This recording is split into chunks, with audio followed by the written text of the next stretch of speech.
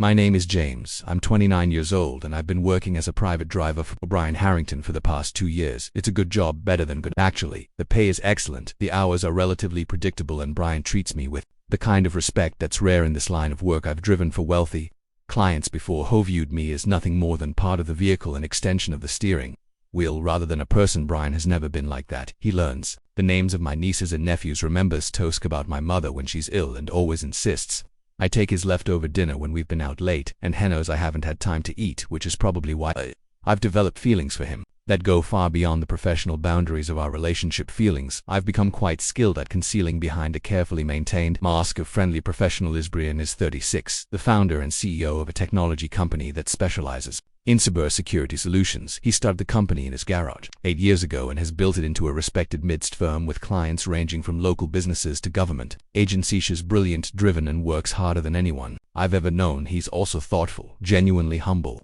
despite his success, and possesses a dry sense of humor that catches people off guard because he looks so serious most of the time. And yes, he's attractive in that effortlessly masculine way, tall and broad-shouldered with dark hair that's perpetually a week past needing a trim, blue eyes that change from navy to cobalt depending on what he's wearing, and the kind of smile that transforms his whole face on the rare occasion something breaks through his professional reserve. Not that I've been paying particularly close attention. Our routine's well established by now. I pick him up from his downtown apartment each morning at 7:30, drive him to his office or to meetings across the city, wait if needed, or return later to collect him, and generally remain on call until he's safely home in the evening. Some days are long, others mercifully short, when he decides to work from home or finishes early to go for a run, one of the few activities I know he does purely for himself. The arrangement works smoothly, our interaction comfortable within its clearly defined parameters. I know exactly where I stand with Brian as his trusted driver, perhaps even something approaching a friend, but never anything more. He's never given any indication that he might be interested in men, with the occasional mention of ex-girlfriends in his polite responses to the flirtations of women we encounter in his professional sphere. So I've made a peace with the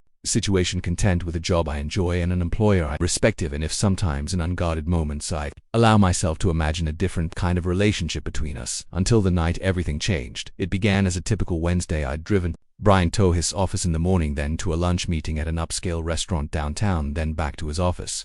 Around 5 he texted to let me know he had a dinner meeting with a potential client, asking me to pick him up at 8 from Archer's, an exclusive steakhouse known for its private dining rooms and extensive wine cellar. I arrived 10 minutes early, as is my habit, parking in the designated area for drivers and sending Brian a brief message to let him know I was there whenever he was ready. This was our standard procedure, allowing him to conclude his business without feeling rushed by my presence. At 8:05, my phone buzzed with a text from Brian: meeting running long, important client, probably another hour. This wasn't unusual business. Dinners frequently extended beyond their scheduled time, particularly when things were going well. I settled in for the wait, turning on a podcast and making myself as comfortable as possible in the driver's seat of the Mercedes S-Class that Brian insisted on providing as my work vehicle. 1 hour stretched total. Then nearly 3 I received occasional updates from Brian, each only apologizing for the delay but explaining that the potential contract was significant and the client was fine. Up after several glasses of wine, I assured him it was fine, though I was beginning to wonder what kind of business discussion could possibly be productive after 3 hours of dinner and drinks. At nearly 11,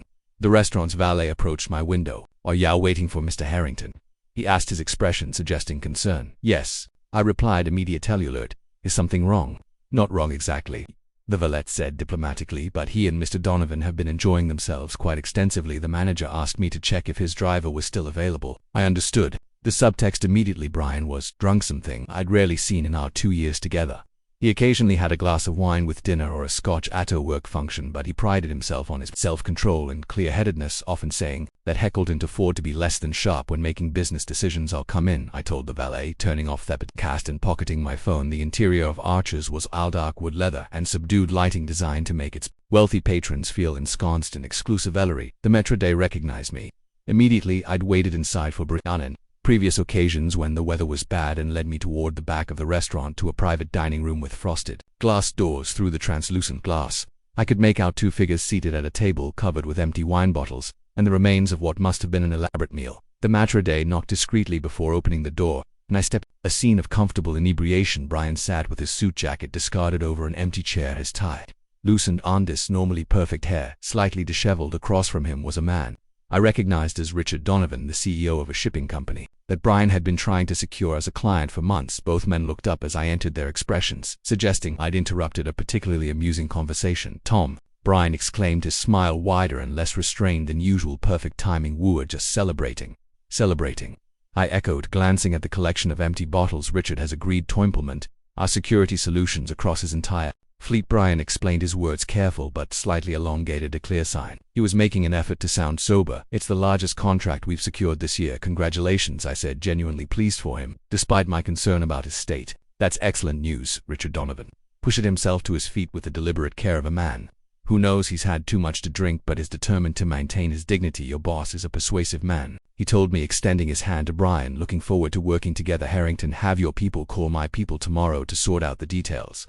"Absolutely," Brian agreed, standing to shake. Donovan's hand movement seemed to unbalance him slightly, and he placed his other hand on the table to steady himself. A discreet hotel car service was already waiting for Donovan, summoned by the restaurant staff who were clearly accustomed to handling inebriated executives with maximum efficiency and minimum embarrassment. Once Donovan had been safely escorted out, Brian turned to me with an apologetic smile. "Sorry for the late night," he said, reaching for his jacket and nearly knocking over a water glass in the process.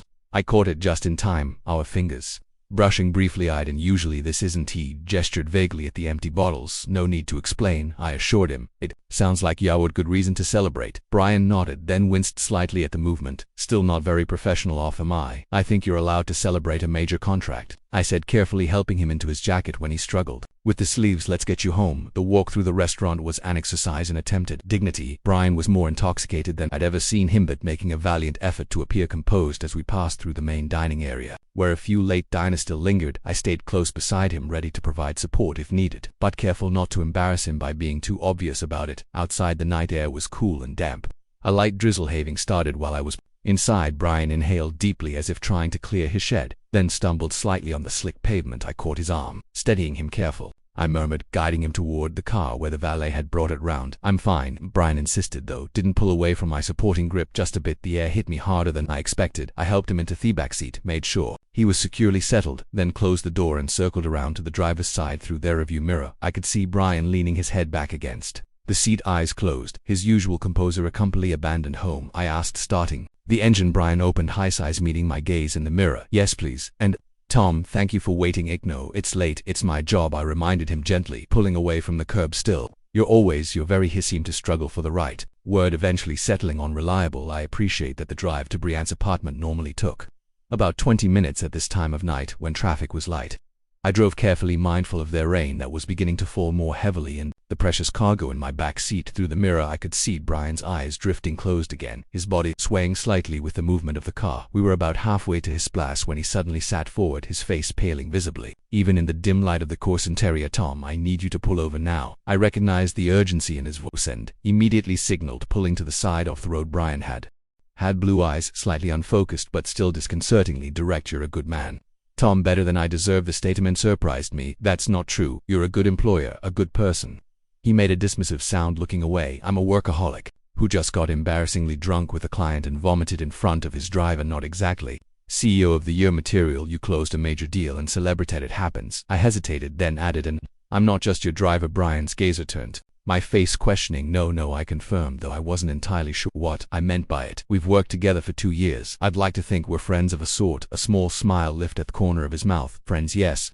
I'd liked at the moment, felt charge hanging between us with possibilities I'd never allowed myself to consider, but Brian was drunk, vulnerable, and in no condition to be having any kind of meaningful conversation about our relationship, professional ethics, and basic decency. Demanded that I not take advantage of the situation. "You should get some sleep," I said, taking a step back. "I'll get you some more water and something for the headache you're going to have tomorrow."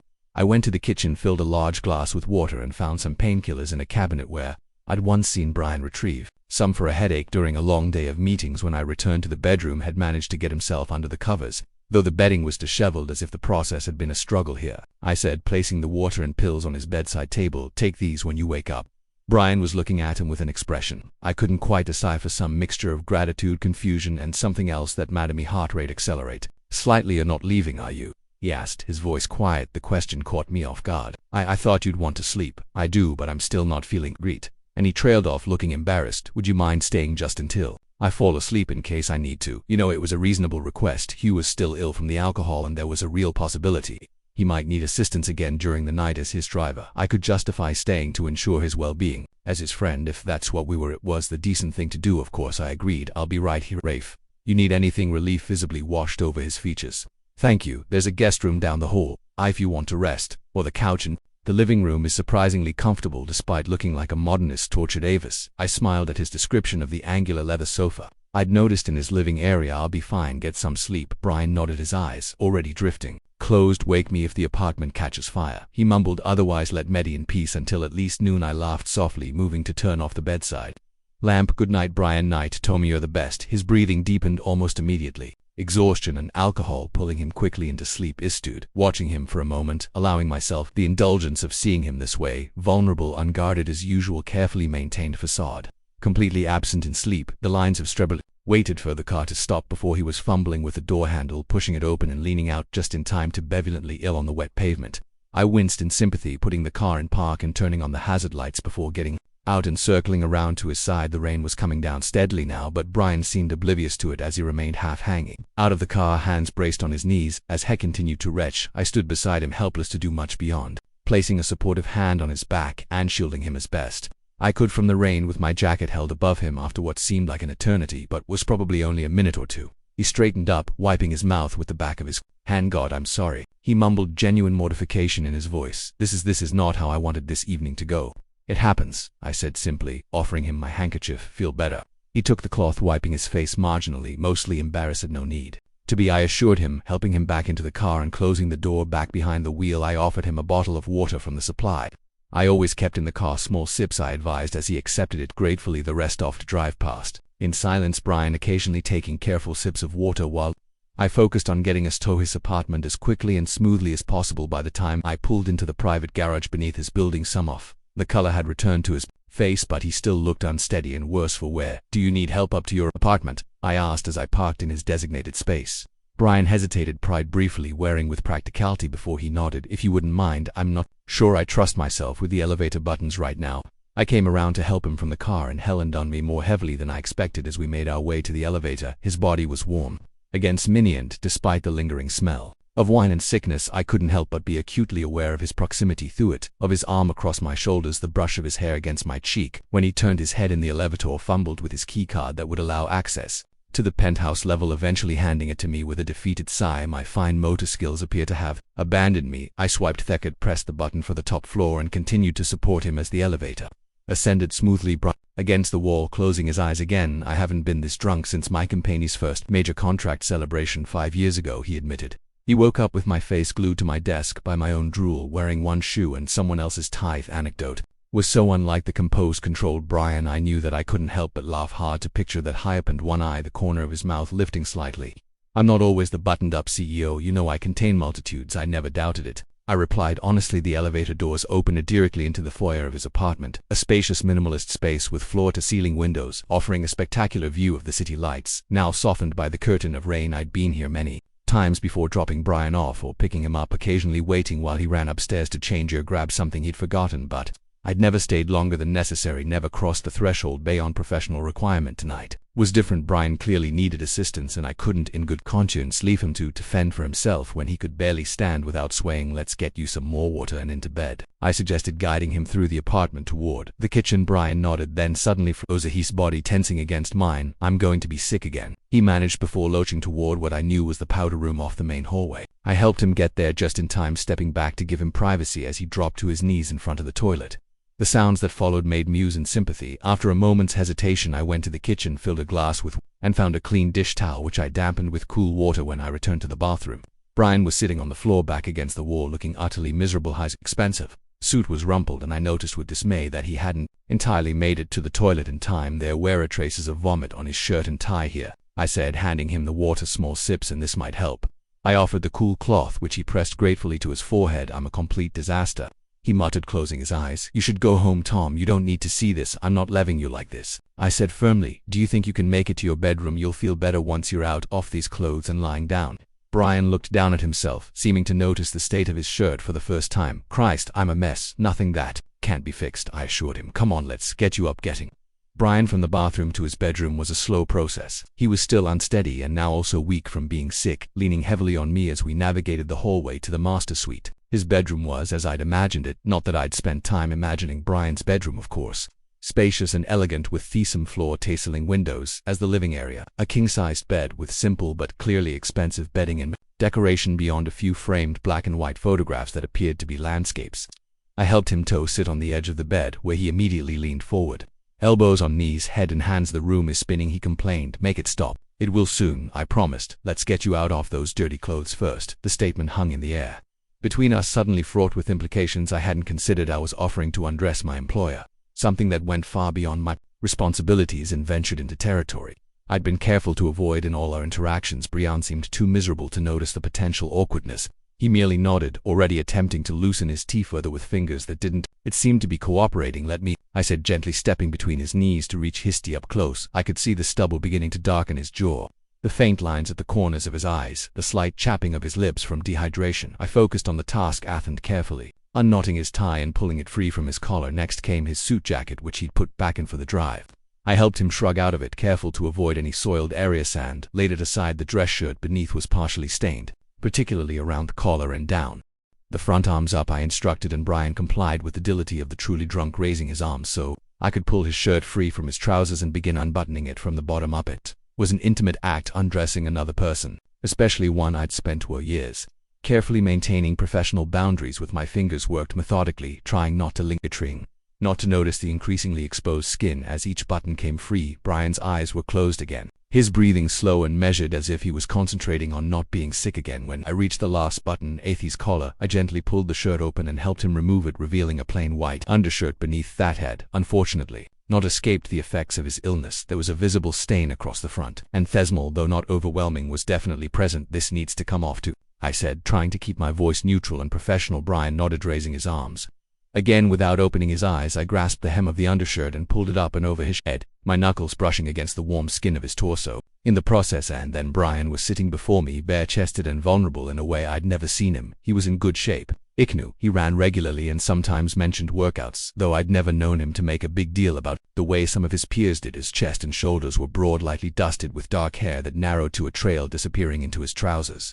There was a small scar near his left collarbone that I'd never known about, and another along his right ribs. I realized I was staring and quickly averted my eyes, turning to locate his closet. Let me find you something cliento sleep in. Dress up, Brian mumbled, gesturing vaguely toward a modern-looking chest of drawers near the bathroom door's second drawer. T-shirts. I found what I was looking for, a soft gray t-shirt that looked well worn and comfortable, and returned to help him put it on. As I pulled it over his head, our eyes met briefly and I saw a flicker of something, embarrassment, gratitude, confusion before he looked away. Now, your trousers, I said, trying to sound matter-of-fact about it. Can you stand, or should two can stand? Brian insisted, pushing himself up from the bed with visible effort. He swayed slightly and I placed a steadying hand on his shoulder. He reached for his belt, fumbling with the buckle before letting out a frustrated sigh. My fingers aren't working properly. Let me, I offered, again trying to ignore the intimacy of the moment as I carefully unbuckled his belt, then worked on the button and zipper of his trousers. I kept my eyes fixed firmly on my hands, refusing to look up at Brian's face or down at what I was revealing. His trousers fell to pool around his ankles, leaving him in dark boxer briefs that thankfully appeared to have escaped soiling. I knelt to help him step out of the trousers, aware of the heat of his skin near my face, the slight trembling of his legs as he balanced it with one hand on my shoulder. Pajama pants?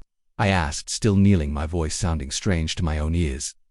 Brian replied, his voice equally strained. Or just fourth drawers wet pants? I found a pair of black sweatpants in the indicated drawer and returned to help him step into the mag, keeping my eyes averted as much as possible. When he was finally dressed in clean, comfortable clothes, I guided him to sit on the edge of the bed. Again, who should try to drink some more water. I suggested it will help with the hangover tomorrow. Brian nodded, accepting the glass.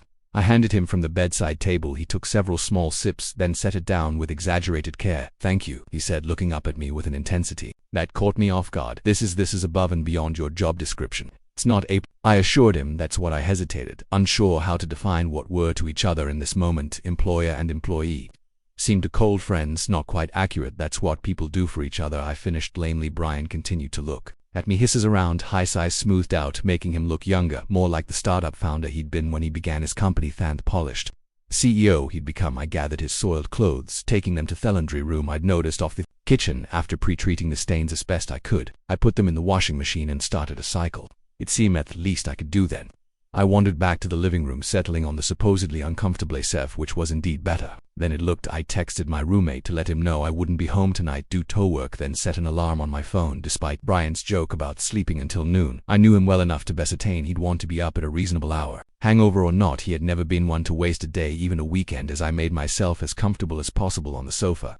I reflected on the evening's events. I had crossed a line in our professional relationship, though at Brian's request and out of genuine concern for his welfare. Still, I couldn't help but wonder if things would be awkward between us in the morning, if he would regret allowing me to see Jim in such a vulnerable state. More concerning was my own reaction to the evening, the way my heart had raced when I helped him undress, the protective instinct that had surged through me when I saw him ill and miserable, the pleasure I'd felt at his suggestion that we were friends. These feelings went bay in professional concern, or even friendship, and I couldn't continue to deny their existence, at least to myself. I was falling for my employer, had been falling, if I was honest, for months, and that reality made the coming morning even more complicated because regardless of any personal feelings, Brian was still my boss, still drunk when he'd asked me to stay, and still, as far as I knew, entirely lunatic in men romantically. With these troubling thoughts circling in my mind, I eventually drifted into an unease. On the unexpectedly comfortable sofa, I woke to the sound of movement in the kitchen. Checking my phone, I saw it was just past 7 hours before my alarm was set to go off. I sat up, orienting myself in the unfamiliar surroundings, memories of the previous night rushing back. Following the noise, I found Brian in the kitchen, looking considerably worse for wear, but definitely more coherent than when I'd last seen him. He was still wearing the t-shirt and sweatpants I'd helped him into. His hair was disheveled, and his eyes were bloodshot, but he was upright and operating the coffee maker with reasonable competence. He looked up as I entered, a flash of something embarrassment, relief crossing his features before he schooled them into a more neutral expression. "Good morning," he said, his voice slightly raspy. "Coffee, please," I replied, suddenly aware that I was wrinkled and disheveled from sleeping in my clothes. I ran a hand self-consciously through my hair, trying to smooth it down. "How are you feeling?" Brian winced. "Like I've been hit by a truck, followed by a train, and then possibly stomped on by elephants. But I've taken the pills you left, and coffee will help." He poured 2 mugs, sliding one across the counter. "To me, thank you for staying and for everything else last night." The careful vagueness of everything else suggested he remembered at least some of what had happened, including my assistance with his soiled clothing. I accepted the coffee, grateful for something to do with my hands. "No problem. I was concerned about you." Brian took a sip of his coffee, grimacing slightly as if even that was uncomfortable. "I put your clothes in the dryer," he said. "I noticed you'd started the washer. That was thoughtful of you. It seemed like the least I could do." I replied. An awkward silence fell between us, both of us holding our coffee mugs like shields against the unspoken tension in the room. I wasn't sure what to say. Should I act as if nothing unusual had happened, acknowledge the intimacy of the previous night, but trust him it wouldn't affect our professional relationship, make a joke to diffuse their tension? Brian solved the dilemma by speaking first. "I owe you an apology," he said, setting his mug down with deliberate care. "Last night was unprofessional of me, and I put you in an awkward position." "You don't need to apologize." I assured him it was a celebration. "These things happen, not to me." "They don't," he countered. "I pride myself on self-control and maintaining certain standards. Last night I failed spectacularly. On both counts. Everyone is allowed an off night," I said, "and you closed a major deal that's worth celebrating." Brian studied at him for a moment, his bloodshot eyes surprisingly intent. "You're very forgiving." I shrugged, uncomfortable under his scrutiny. "There's nothing to forgive. You got drunk. I helped you home." "End off story, is it though?" Brian asked, his voice quieter now, "because I remember most of last night.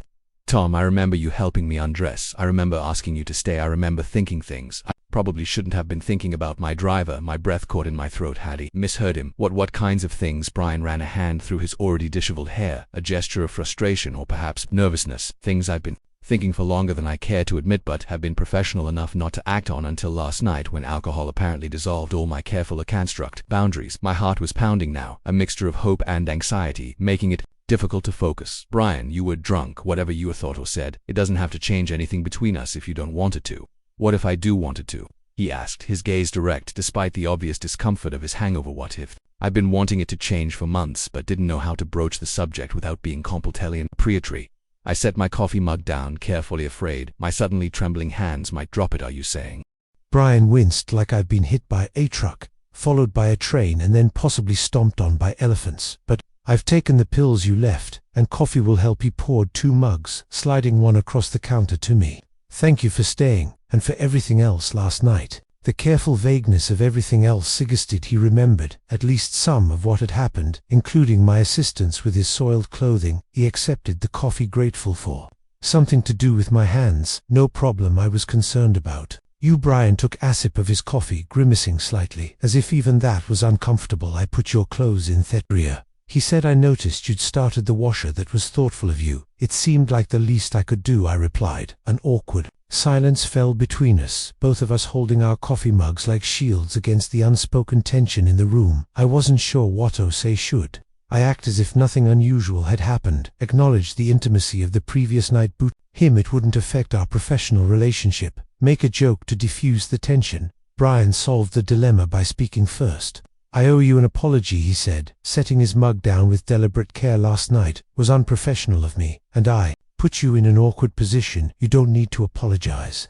I assured him it was a celebration. These things happen, not to me. They don't, he countered. I pride myself on self-control and maintaining certain standards. Last night I failed spectacularly. On both counts, everyone is allowed an off night, I said, and you closed a major deal that's worth celebrating. Brian studied him for a moment, his bloodshot eyes surprisingly intent. You're very forgiving. I shrugged, uncomfortable under his scrutiny. There's nothing to forgive. You got drunk. I helped you home. And off story is it though? Brian asked, his voice quieter now, because I remember most of last night. Tom, I remember you helping me undress. I remember asking you to stay. I remember thinking things I probably shouldn't have been thinking about my driver. My breath caught in my throat. Had he misheard him? What kinds of things? Brian ran a hand through his already disheveled hair, a gesture of frustration, or perhaps nervousness. Things I've been thinking for longer than I care to admit, but have been professional enough not to act on until last night, when alcohol apparently dissolved all my careful construct boundaries. My heart was pounding now, a mixture of hope and anxiety, making it difficult to focus. Brian, you were drunk. Whatever you thought or said, it doesn't have to change anything between us. If you don't want it to. What if I do want it to? He asked, his gaze direct despite the obvious discomfort of his hangover. What if? I've been wanting it to change for months, but didn't know how to broach the subject without being completely proprietary. I set my coffee mug down carefully, afraid my suddenly trembling hands might drop it.